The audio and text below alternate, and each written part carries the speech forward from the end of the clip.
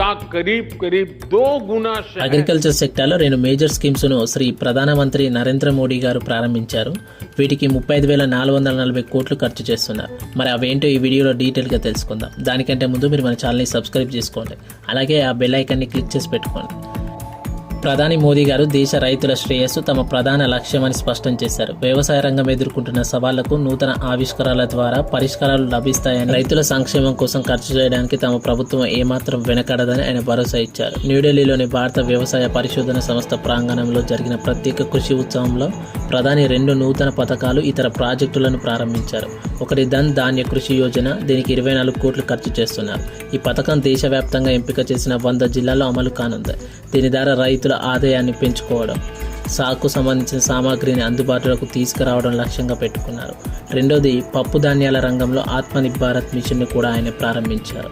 దీనికి 11,440 కోట్లు ఖర్చు చేస్తున్నారు. ఇంకా వ్యవసాయం, పశు సంవర్ధకం, మత్స్య ఆహారం ప్రాసెసింగ్ రంగంలో 5,450 కోట్లకు పైగా విలువైన ప్రాజెక్టులను ప్రధాని మంత్రి ప్రారంభించి జాతికి అంకితం చేశారు. దాదాపు 815 కోట్ల విలువైన అదనపు ప్రాజెక్టులకు పునాది వేశారు. దేశ ప్రజలను ఉద్దేశించి ప్రధాని మాట్లాడుతూ, భారతదేశ ప్రజాస్వామ్య నిర్మాణాన్ని మరియు గ్రామీణ అభివృద్ధిని పునర్నిర్మించడానికి మాతా భారతి ఇద్దరి ప్రముఖ కుమారుల జన్మదినోత్సవాలు ఈ రోజు అని చెప్పారు. ఒక హిస్టారికల్ డే. జయప్రకాష్ నారాయణ్ జీ మరియు నానాజీ దేశ్ముఖ్ జీ వీళ్ళు గ్రామీణ భారతానికి స్వరాలు మరియు రైతుల అణగారిన వర్గాల సాధారికతకు తమ జీవితాలను అంకితం చేశారని చెప్పారు. ఈ ముఖ్యమైన సందర్భాన్ని గుర్తు చేస్తూ ప్రధానమంత్రి నరేంద్ర మోడీ గారు ధన్ ధాన్య కృషి యోజన మరియు దల్హన్ ఆత్మనిర్భర్ భారత్ మిషన్ దేశవ్యాప్తంగా కోట్లాది మంది రైతులకు ప్రత్యక్షంగా ప్రయోజనం చేకూర్చేలా గ్రామీణ సాధారికత మరియు వ్యవసాయ ఆవిష్కరణల కొత్త శకానికి నాంది పలికేందుకు రూపొందించబడ్డాయని ప్రధాని మంత్రి నొక్కి చెప్పారు. భారత ప్రభుత్వం ఈ కార్యక్రమంలో 35,000 కోట్లకు పైగా పెట్టుబడి పెడుతుంది. ఇది రైతుల ఆదాయాలను రెట్టింపు చేయడం మరియు దేశానికి ఆహారం మరియు పోషక భద్రతను సాధించడంలో దాని అచంచల నిబద్ధతను ప్రతిబింబిస్తుంది ని శ్రీ మోదీ అన్నారు. గత 11 సంవత్సరాలలో భారతదేశ వ్యవసాయ ఎగుమతులు దాదాపు రెట్టింపయ్యాయని ప్రధాని అన్నారు. ఆహార ధాన్యాల ఉత్పత్తి సుమారు 90 మిలియన్ మెట్రిక్ టన్నులు పెరిగింది. పండ్లు మరియు కూరగాయల ఉత్పత్తి 64 మెట్రిక్ టన్నులకు పైగా పెరిగిందని అన్నారు.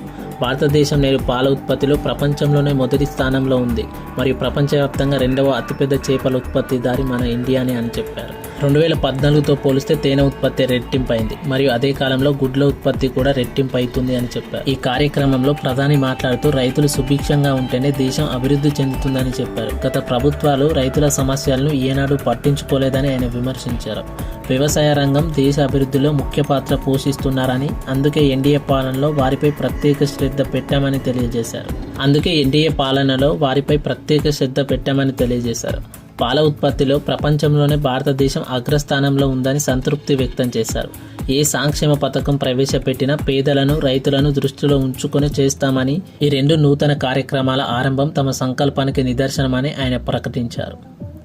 లైక్ చేయండి, షేర్ చేయండి. ఇలాంటి వీడియోస్ మిస్ కాకుండా ఉండడానికి మన ఛానల్ని సబ్స్క్రైబ్ చేసుకోండి. Thanks for watching.